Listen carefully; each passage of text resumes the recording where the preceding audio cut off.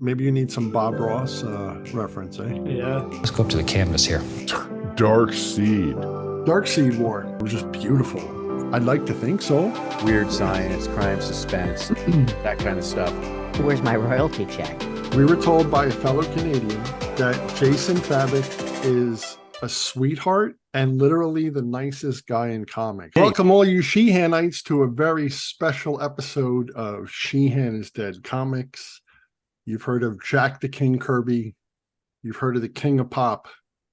Tonight, we have the king of comic art, the one, the only, Jason Fabok. He'll remember us because we are unforgettable. like Philip Kennedy Johnson. Yeah. Philip Kennedy Johnson remembered us. And also I saw that he's writing The Incredible Hulk now. Okay. Marvel. And I said, I'm going to pick up the trade paperback. It comes out January 16th. Can we get you on maybe at the beginning of February? You met Liam Sharp. Yeah, Liam Sharp. We also want to say thank you to Darth Pillow for being our super editor. Check him out on Twitch. I got Tim Sheridan comics today. Yeah, man. That's what was sitting on the front porch so like great. That is so great. And then this was the other one that he sent me. Oh, that's cool, man. Yeah, I didn't get that one. Shazam. Yeah, we both got different ones. Because I asked him, I'm like, all right. I said, no offense, but where did you come from? I don't remember you writing comics before that. He goes, no. And he says about how Dan DiDio, having been from television, got him and Jeremy Adams to be like in a writer's room. And how comic writers aren't really used to that, and they may balk at it, whereas him and Jeremy are used to that and like pitching ideas out for 5G. That's where he came from, because he said he had written The Long Halloween, I think back in like 2017 or 2018. He wrote it. So is he ongoing? Is he still writing more comics? What is he writing now? He's writing the Green Lantern Alan Scott. But he gave a really cool anecdote in the interview.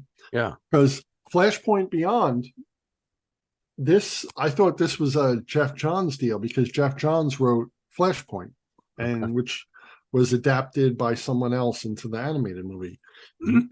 So after at the end of Tom King's Batman run, Batman, Bruce Wayne's dad from the Flashpoint universe, not his dad, but like his dad, but in another universe, who lived, and Bruce was killed, and Bruce's mom became the Joker. I don't know which story I read, but I do remember that thread. Right, that was Flashpoint. Okay. So it was surprising, because at the end of Tom King's Batman run, Flashpoint Batman is basically no more. So boom, fast forward, and this is rather new. This came out, I think the individuals came out this year. And so Tim had said him and Jeremy started talking about writing it, and then they threw it off. They pitched it off with Geoff Johns, and Geoff was like, oh my God, I would love to get, back into the Flashpoint universe. And so you see like Geoff Johns, and you see Tim's name right there. Super cool. Yep. And Jeremy Adams. So awesome. He said they started writing it, and then when they had pitched it to Geoff was like, oh, that's a great idea. I'd love to write on that too. So I haven't read that yet. I want to reread Tom King's Batman run. There's 6 deluxe hardcovers, because he had like an 88 print run on Batman, which is like the longest since. Yeah. That was even longer than Capullo and Snyder. And, because back in the day, they would do runs like that. But nowadays, they might do like 4 to 6, and then a new writer comes on. Dark Seed War. Once I got to the end of the Volume 2 omnibus, I was happy and sad, because the last two stories he did with Geoff Johns, and it was just beautiful. I told you I got this other Fanographic thing. So it's kind of like a Fanographic absolute giant size, and it's got the the ribbon in the whole thing. So EC Comics, the guy who created Mad Magazine, his father had a publishing house, and he passed, and he left it to his son. And then his son was trying to run it. And we're talking back like in the 50s. He was desperate for content. And so EC was one of the houses, in addition to Atlas, which was a precursor to Marvel, for printing these outrageous, like weird science, weird horror. And so they were ripping off Bradbury stories because they didn't have enough content like this stuff. So this is the EC that we know, right? Wow. Weird science, crime, suspense, that kind of stuff. And Bradbury got wind of it. And instead of like lawyering up, he sent a letter to EC, and he's like, where's my royalty check? And so Gaines, understanding that it would be better than going to court, was like, okay. So they came to some kind of an agreement, and he cut him a check. And then after that, they worked together. So anyway, this is all of the shorts and all the stuff that EC published that was influenced, or either directly or indirectly, by Bradbury's stories that EC had published. Hello. Hey there. So, hey, first of all, Jason, it is such an absolute honor to have you on, sir. I know I've stalked you on Twitter for like a whole year, and then able to finally pin you down. You are genuinely, to me, you are the best artist that I've ever seen in comics.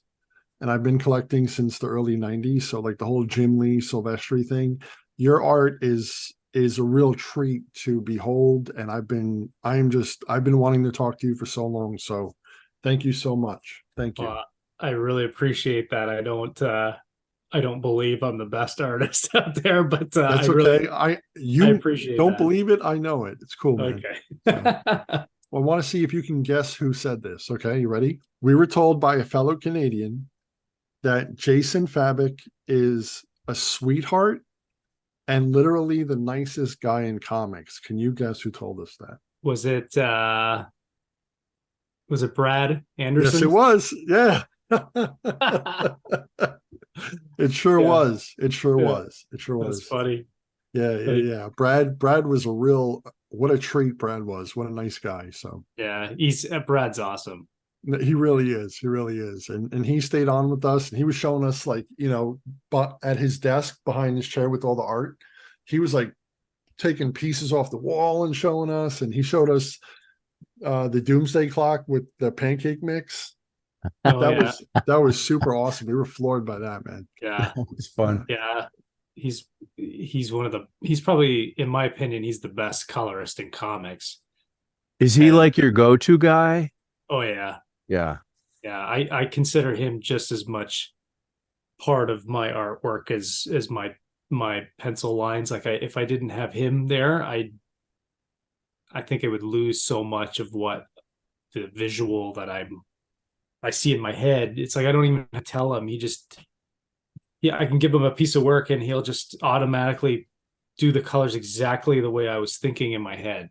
It's like the way I've kind of explained, it's like when you're playing in a band and you and somebody else are really gelling, like on guitar and drums and bass, and everybody's just flowing. There's like a feeling to that. Right. It's kind of like that with Brad and I. It's like we just like mind read each other. He kind of alluded to that when we were talking to him. He was talking about the palette and stuff, and he was saying that you guys were just like in that space with the palette, which was cool. Yeah, for sure. Yeah, I was like, so the way Jim Lee has Alex Sinclair as his personal colorist, you're Jason's? He's like, I'd like to think so. And I'm like, well, I think you are. So yeah, because everything with you is Brad. So I think that's fantastic. You guys are like the dynamic duo, man. Yeah, and he's really easy to talk to, and we both he'll give me pointers of what he wants me to do with how to break down the pages into different layers, so it makes it easier on him. Like I'm like, yeah, anything you need to make your life easier, let me know and I'll do it for you.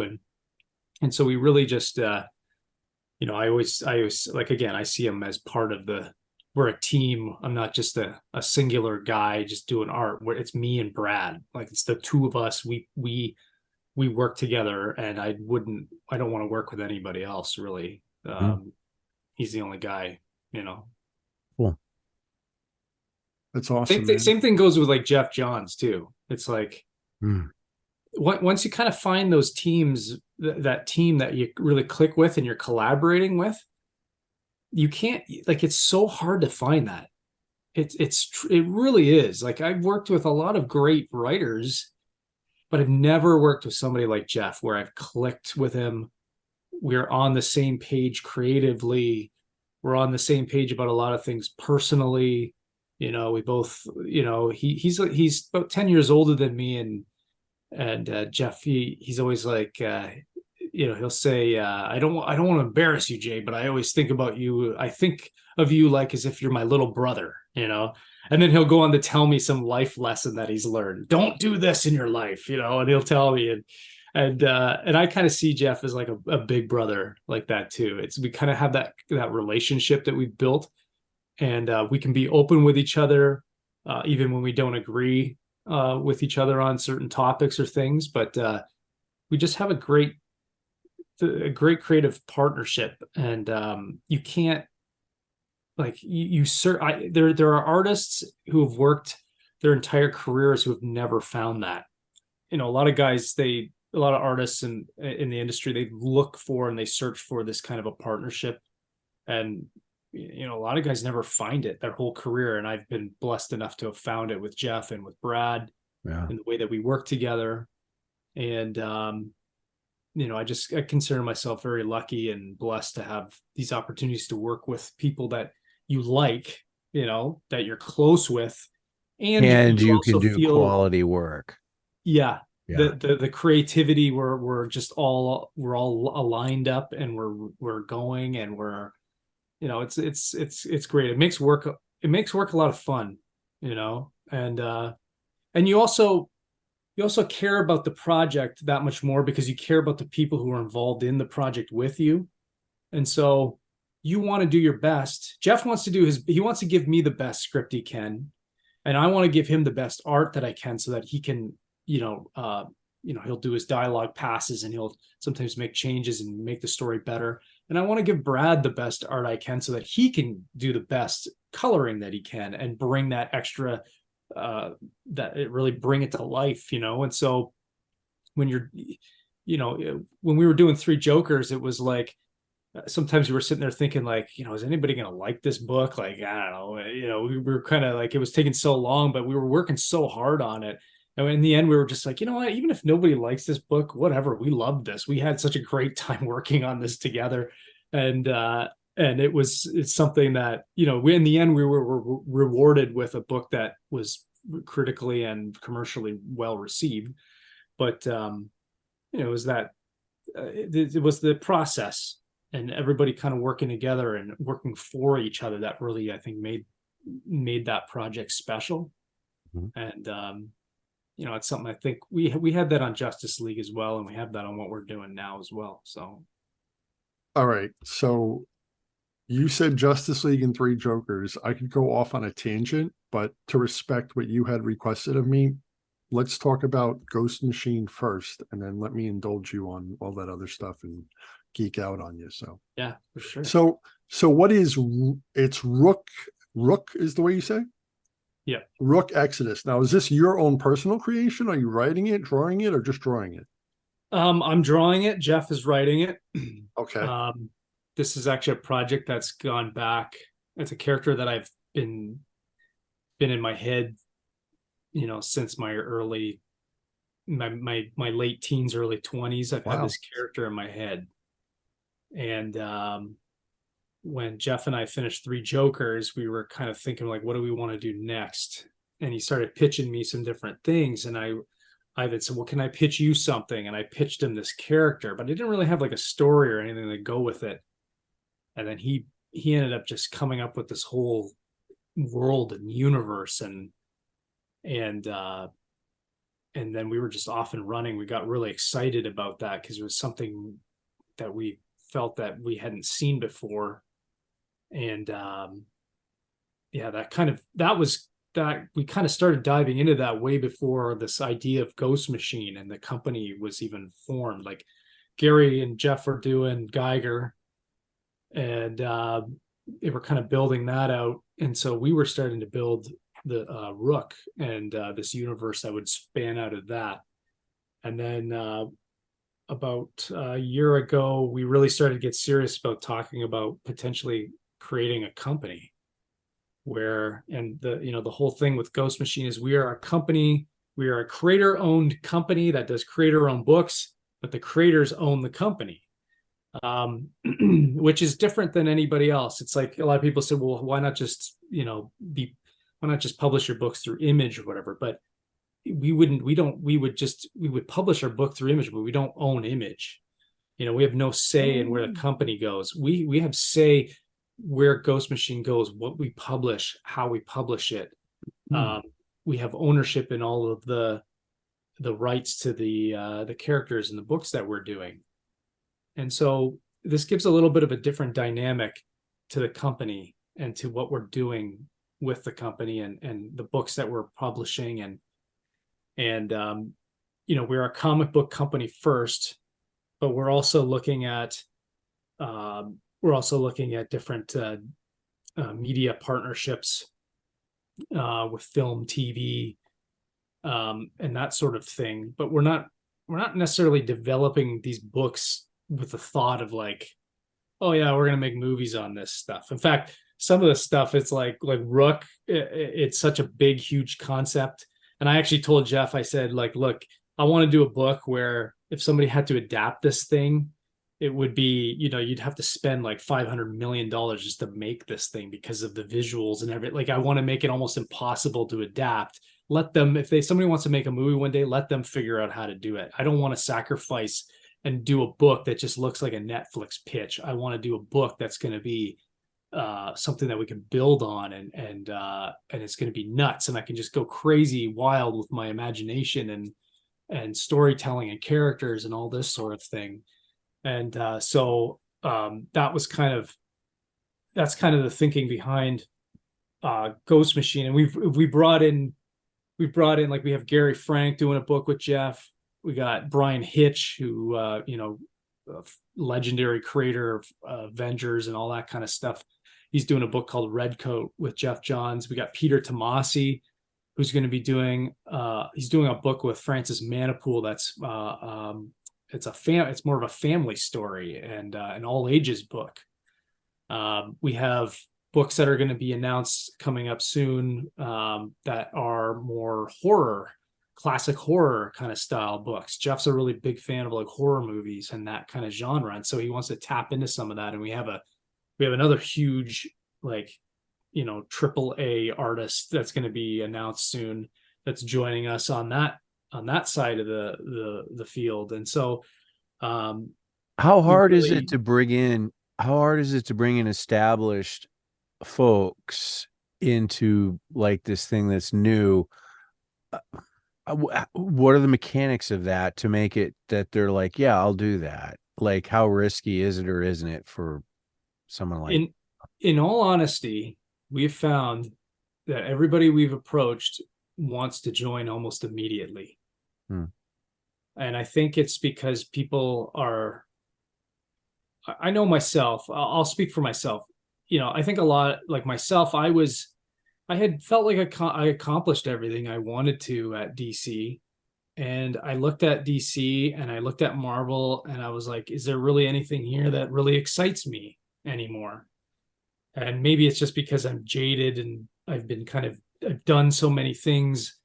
I really didn't see a spot for me. I just didn't know, like, where do I want to go? What do I want to work on? Nothing was really getting me excited. But the thought of creating something brand new got me excited. And it was like, I've kind of explained it like this. Like, when I was starting out in the industry, it's like I wanted to be Jim Lee. It's like I looked at Jim Lee and I thought, I want to work on big books like Jim has, on the biggest characters. And maybe potentially one day I would like to actually maybe rise up and get a place in DC like Jim Lee has, where you have a leadership role a management role where you can now start to have more of a say in the direction of books.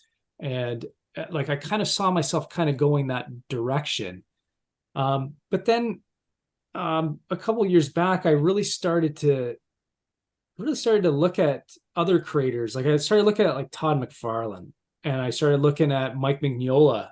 Hellboy is one of my favorite books. And I was like, yeah, I don't know. Like, I don't know if I want to go. I don't know if I want to. I still love Jim Lee. I love his art, and I still shoot for that kind of quality in what I'm producing. But I don't know if I want to go that way. I think what's more attractive to me now is I want to create my own characters and build a legacy that way. And I really feel too that like we just keep retreading on the same characters over and over and over again. And I love Batman just as much as anybody else. Like, I love Batman, and my whole room here is filled with Batman stuff. And I could probably sit there and work on Batman for the rest of my life. Would I be happy? I think I would, as long as I was producing with, like, maybe if Geoff and I were working on different Batman things. But it's like, I didn't create Batman. And how, there's, I'm just one in a long line of different artists who've done Batman. And I'm very thankful and honored to have had that chance. But when you're creating your own things, now it's like, there's only been so many people who've ever drawn Hellboy. Like Mike Mignola, Duncan Fegredo did a run, and there might be a couple other artists in there, but it was mostly him. And Todd McFarlane, even though he's not drawing Spawn, he's still writing Spawn, and he's still controlling that universe, and he's built Spawn. It's taken him many years, but he's built Spawn into something that is a staple of comic books now, right? And so it's like, there's an attraction, and there's like there's a risk to that, but there's also, it's a challenge, and it's an interesting, and there's reward to that as well, in the sense that you can tell the stories that you want to tell with your new characters, and you can bring them down paths that you want to take them. You can draw the kind of art you want to do. With DC, you can't really do that. Like, you kind of, they say, no, you can't do that. No, you can't do this. With a lot of the stuff we did on Justice League and Bat and Three Jokers, we pretty much had full run of whatever we wanted to do. Mm-hmm. But there's been other projects in the past where we've been told, no, you can't do that. You can't go there. But when you're doing your own characters, there's nobody to tell you that you can't do that. And so I just really feel like I'm just really inspired right now by like guys like I look at Hellboy, and it's like he created some awesome comic books out of that thing. Like it was, and it's just like, wouldn't it be really cool to create a character and introduce them to people, build up a fan base, and maybe potentially be working on this in 10 years from now and still building that universe and building a mythology around your character. Like, even Walking Dead, like Robert Kirkman. I mean, like, to think that, he probably originally just thought, I'm just going to write I'm going to do a zombie book, and we'll see where it goes. And now it's like, how many issues did it go to? It went to quite a lot of issues, and it spawned 2 TV shows. It's probably going to keep going. Like, it's probably going to be movies and TV shows based on that thing forever, and he wouldn't have got there if he didn't take a chance and try that, Right.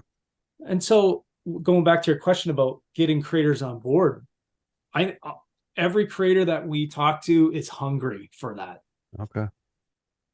Even the younger creators, they kind of same thing. They're kind of like, there's a hunger for, we want some new things. We want new characters. We want to create something new for fans, maybe for that next generation of readers. And also, I will also say this, because we've been having a lot of meetings with people in Hollywood and with movie studios and such. They are looking for new things as well.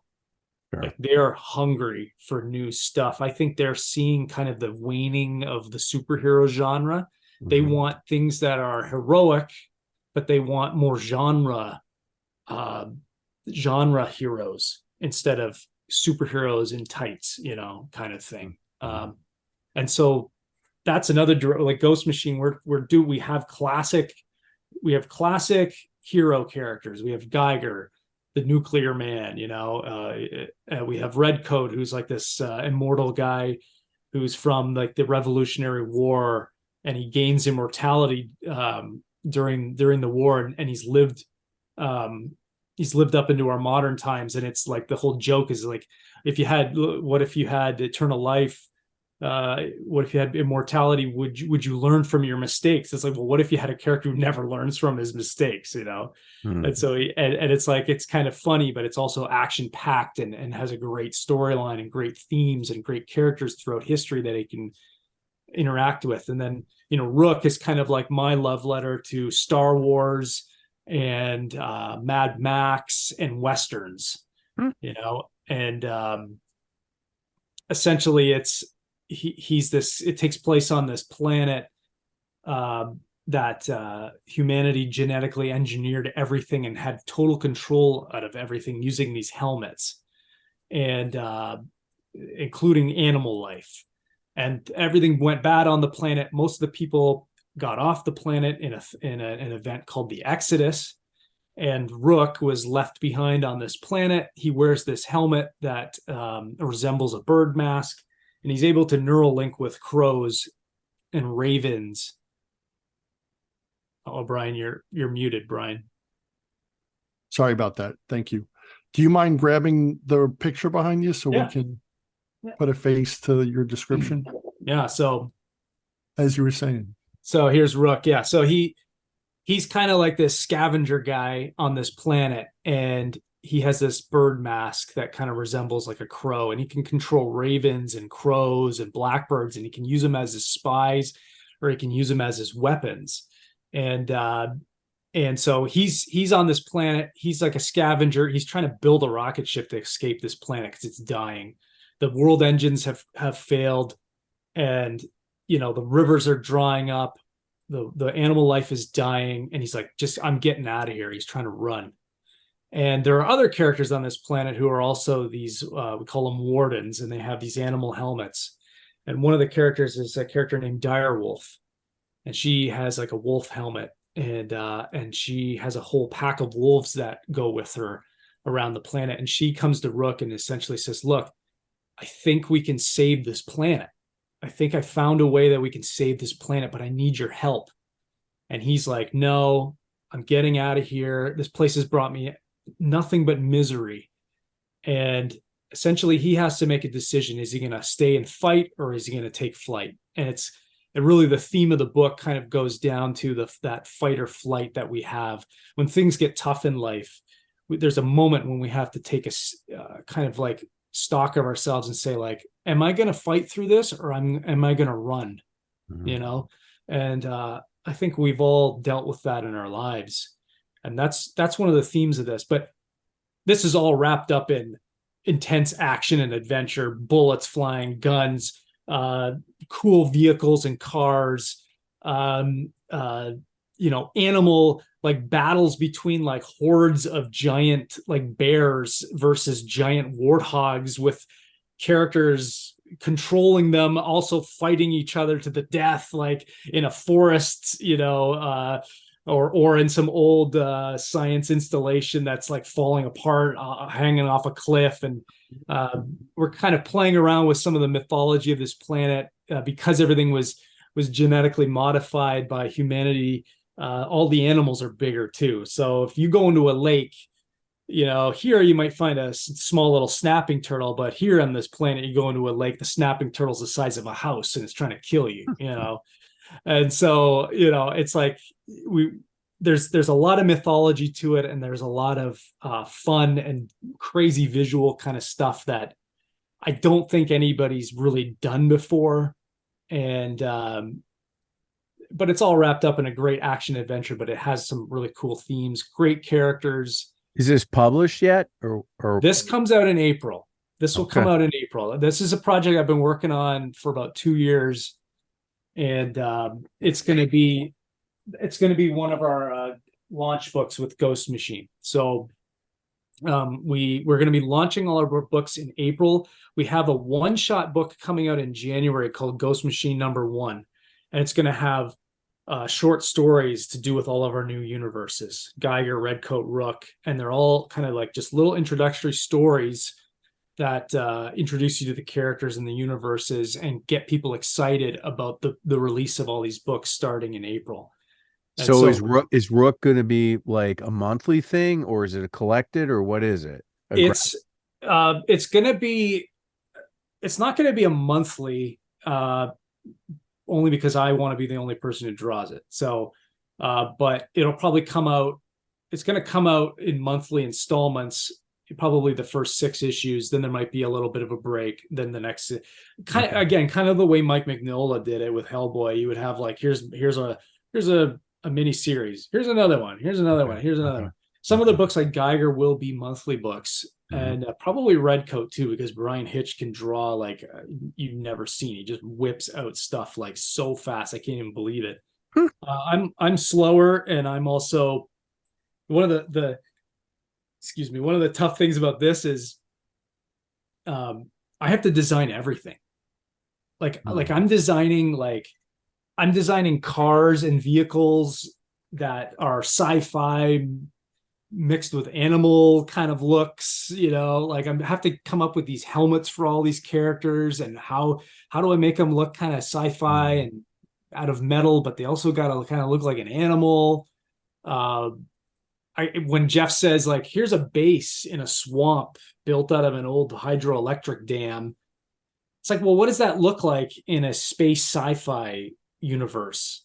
That takes place like 200 years in our future. So it's not something I just can look up like, oh yeah, sci-fi electric. No, it's like I gotta design the city built in around this.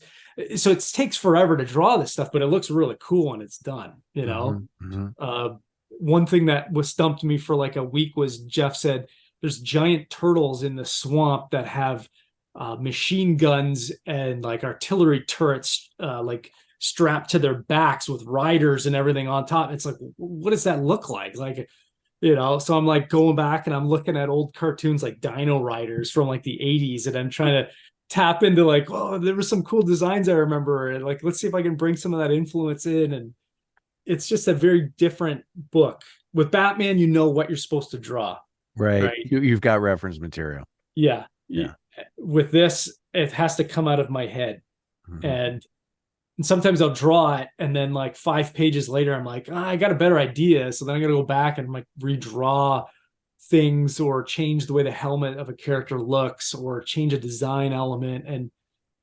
But that's, now that I've kind of established the look that I want from the universe, it's it all starts to kind of, it's all coming together. Slowly it gets easier and easier. Yeah, like I did, like this is like a spread that I posted on my Instagram. Cool. And so it has some of our characters, like we got Rook on this side. He's got this cool like car that's I kind of designed it so it looks like a little bit of like a bird. It's got like a beak to it and wings off the side, but it's kind of like a Batmobile design that I had that I never ended up using. I kind of repurposed it. The character in the middle is Swine, and he can control warthogs, these giant warthogs that follow him around. And he's kind of like a stinky, smelly guy, but he's like buddies with Rook, and he's trying to help Rook find rocket ship parts. And then Direwolf's on this side, and she's kind of like, I don't know if she'd be like the Catwoman to Batman for Rook, but she's like a love interest character, and they've had a history, and there's like a little bit of tension there, but Rook wants to help her in her quest, and so they go off on this cool, and she has a cool dynamic with her wolves where she's become one with them. She doesn't just use the helmets to like boss her animals around, like she has a true connection with them. Whereas Rook is like, I'm just using this helmet just to control these animals because I'm trying to use them for my own purposes. And through the story, that's going to be another theme, is like he kind of learns to like come together with this power that he has with these animals and become a true like team with them. And it's opposed to just treating them as tools. Yeah, exactly. So yeah, so that's kind of we were giving away at New York Comic Con. We had posters of this, which were really nice. Yeah. And yeah, this was one of our books. Like we were at New York Comic Con, we had these ash cans with some different covers, and so we were giving these away. And the Ghost Machine #1 that comes out in January is going to have a bunch of the same covers. We got a few more that are coming, and but it's going to be a lot bigger. There's going to be a lot of material in there to get people excited about these new projects and kind of see our vision for what we want to do. Cool. So you said you have, was it 6 issues you said you have done? Right now I'm about halfway through. I'm almost near done the 3rd issue right now. The first issue like turned into like a double like huge issue because we kept on like, it's like, well, it's the first issue. We want to take our time with this and build up. So it ended up becoming a really big issue. So really I'm actually on like the 4th issue, almost the 5th. But Okay. First arc is going to be 6 issues. But I personally, personally, I want to, I've kind of said to Geoff, like, look, I want to work on Rook for at least 3 or 4 years straight. Like, I really want, like, no matter what the sales are, no matter any of that, I want to build out something. I really believe in this project. I believe in these characters in this universe. I think it's really cool. It's like, I want to build out a mythology. And I want, even if the book isn't a big seller on day one, I want to have something that's coming, it's consistent in quality, and that fans can pick it up and find it as they go along. And my bigger kind of goal would be, Brian Hitch always jokes about this. He says, he's like, Jay, you're going to be working on Rook for the next 25 years. He's like, I know that this is going to be like your baby, and you're going to be doing, like, building this universe out. And I think it would be like, again, going back to like Mike Mignola or Todd McFarlane, it's like these guys built out these characters, they stuck with them, and they built these characters, and look at the success that they've had. Not many people can say they created something like that. And I don't know if I believe in this project, and I think it's really cool. And it blends Rook's kind of like a mixture of like Clint Eastwood meets Batman meets Wolverine. Like, he's got that kind of like, he's just that stoic kind of badass dude, wandering the wastes of this planet, and he's kind of got a little bit of a hard heart, but he's also got a soft heart too, and he's kind of balancing that. And there's things in his past that are, kind of stopping him from fully embracing that hero that he could be. And that story's kind of about that, and him finding that, and him seeing beauty in this dying world, and there is a reason to fight for it.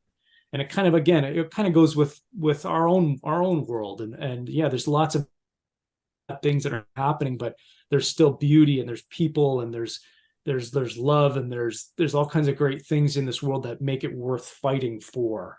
And yeah, again, that's kind of the theme of the book, and I really want to get more of it. I'm going to start posting more about it and get more artwork out there. But once this book comes out, I'm really confident that we got something cool, and I can totally see it becoming a movie or a video game or something in the near future too. So that's kind of exciting, and we've had a lot of interest in that. So, and the book's not even out yet, so we'll see. Wow. Very good.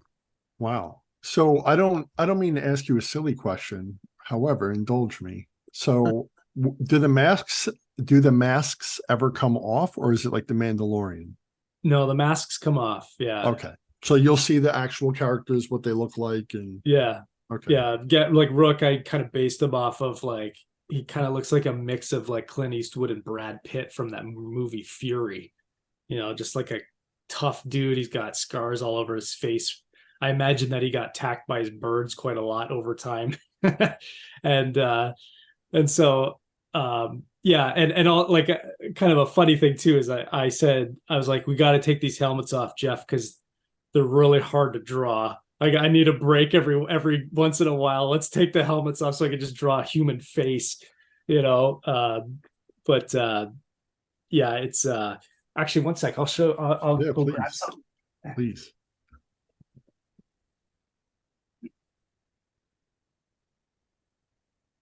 Yeah, so like my brother is a 3D modeler for he works actually at Infinity Ward down in Austin, Texas on the Call of Duty games. Cool. So he's like a character modeler. So actually he helped me design a lot of these helmets and we built them all in 3D Wow. because I wanted a reference to have so that I could draw these helmets over and over again from any angle. So we actually I 3D printed the Rook helmet so that I could, draw it from whatever angle I need to. Wow, that's super smart. Yeah. And so I'm using, I went to school for 3D animation and modeling as well. And so I'm using some of this stuff to help me draw this stuff so I can make it accurate and consistent because I've designed a pretty detailed mask Absolutely. for all these characters. They're all very detailed. And so, but I wanted to do this so that I could draw those detailed masks over and over and over again from every angle and get them looking consistent. So I built this one and I have the diary and some of the other characters and I'm hoping one day actually to see if I can work with somebody who's like into cosplay to actually like take this model and make like a real helmet that could fit on your head kind of thing. And then I paint it up and whatnot. But so, I did, I have a couple different versions. This is like a newer version of it, but I painted this. I just spray painted this one here, but so I've kind of been using some of these 3D models to like help me get these helmets the way I want them. And they're really hard to draw, but when it starts clicking and you're seeing it in the pages, you're like, yeah, this looks pretty cool. It looks like something they could easily take that and put it into a movie and it would just look one for one because of the way I'm drawing it. But yeah, that's a little trick that I'm incorporating, cool. Yeah. Thanks for showing us that, man. Very cool. The technology that we've got. Yeah. Now, that be tough I've done some very basic stuff in CAD for some parts for some vintage music gear, but it's very linear and very straight and angular. Doing like a mask like that has got to be Darth Vader mask. That was not my model, but doing the mask like you're showing us with all that detail, that's some significant design for sure. And also I also thought, if we ever get somebody to come in and do like a variant cover or spin, we've talked about potentially like spin-off series happening while I'm taking in between the main arcs of the book. I have these I have the reference for them and they can upload it on their computer and they can spin that thing any way they want. And now they can draw it from any angle and it just helps. It makes everything easier. My brother actually like built the entire 3D, like the entire character in 3D, because we were thinking about like making like 3D prints and stuff and for like and selling like actual like model kits and stuff like that. But that's something that will happen in the future. We'll have to see if people actually like the book first. Sure. But I just had it even just for reference. It's like, he's really good. Like he took the character and made it looks real. Like it looks like a real person. It's really cool. That is cool. Yeah. Nice. When you draw, Jay, do you do the normal like circle like stick figure circle workout and then go over it in your, because I know you do digital.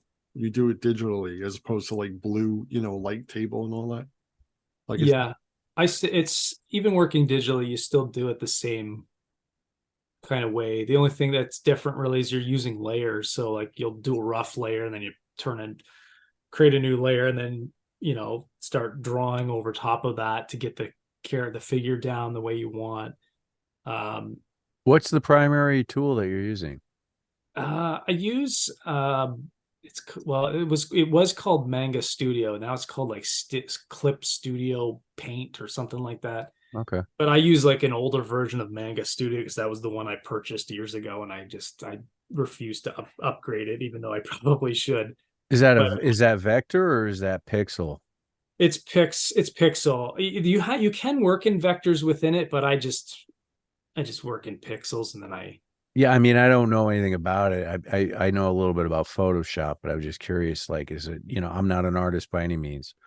I like it better than Photoshop. Some guys use Photoshop, like, and I don't understand how, because I find that the Photoshop, maybe the newer versions have like a stabilization and stuff, but like I like using some brush stabilization, so I can just throw a line down and it'll make it nice and like, perfect. It just, because even though you're drawing on the screen, it can be a little wobbly because it is like a slippery kind of screen compared to drawing on a piece of paper. Like you can't like grip into you can grip into the paper when you're doing inking or even pencils. Whereas on the screen, it's just, so I like a little bit of stabilization, and Manga Studio has that. And it just gives me more of a true feel. I have it pretty much locked in, so it feels like I'm drawing on a piece of paper. And that's kind of how I think about it. I don't think about it like I'm drawing digitally. I think about it like I'm just drawing on a piece of paper, but it's my screen. And I still do stuff. Traditionally too. But it's mostly a lot of covers or like splash pages and things like that. I'll do those traditionally, but I kind of get why you would be reticent to upgrade software. When you've got your tools dialed in, it's like, no, this is working just the way I like it. I'm not sure what's going to break. Yeah, makes sense. That's pretty much why. It's like, why I'll have to spend time trying to figure it all out again. And it's like, just go with what I know. You present more friction in the process. It's like you just want to work and you just want to do your thing. You don't want to present questions and it makes a lot of sense. Yeah, for sure. So are there buildings in this this Odyssey, like, Batman, perches on a gargoyle? Is Rook perching on like futuristic building? Or when we first meet him, he's living in a city that was built for about 2 million people, but he's the only person there. And Geoff kind of explained it. It was like he kept on saying, like, watch the beginning of Wall-E.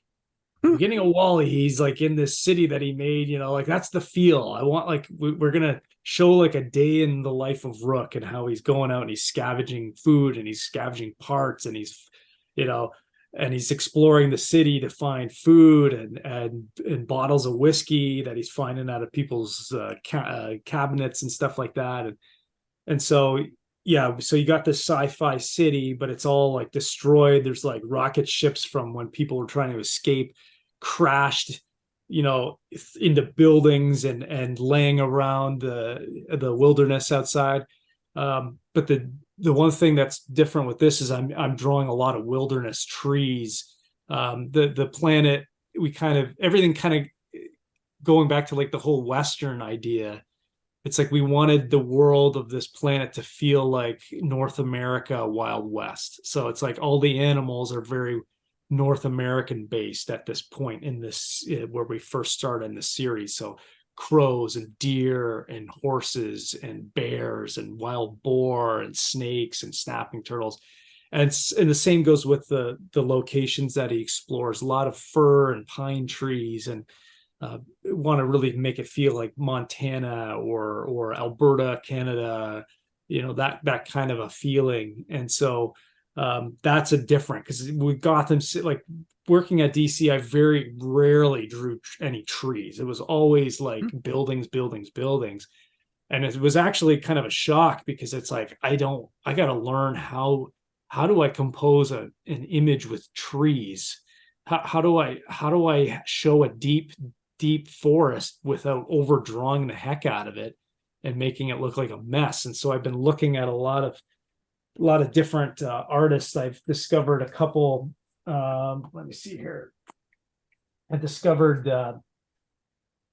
this guy here. I don't know how to pronounce his name, but there's these books, Torgal or Thorgal, Rosinski. I think he's the artist, but like this guy here, like I've been looking at a lot of his stuff for just the way that he draws, like, Oh, wow. like his backgrounds and, it's all like fantasy kind of medieval stuff, but I'm looking at a lot of that to kind of get a feeling for this book here. Takes place a lot in the snow, but like, just to get a feeling for like some different, how to draw landscapes and how to do cool compositions with that. And same with, I don't have the book here, but there's the old Prince Valiant books by Foster, I believe his name was. And I have a big collection of those. They're like oversized editions. I thought they were here by my desk, but that whole thing takes place in King Arthur, and so there's a lot of forests and trees, and he has so much detail in the way he's drawing these trees, but it never looks messy. It never looks overcrowded, and I'm still trying to figure that one out. I cheat a lot by putting things on layers and then having Brad knock those layers down and with like, in opacity, so that it looks like there's things in the foreground and you can have extreme detail in the background, but the way that Brad kind of separates things, it doesn't get overbearing on the eye, and so it's like I'm still kind of using that as a crutch to do these backgrounds and stuff, but it's different when you're drawing trees.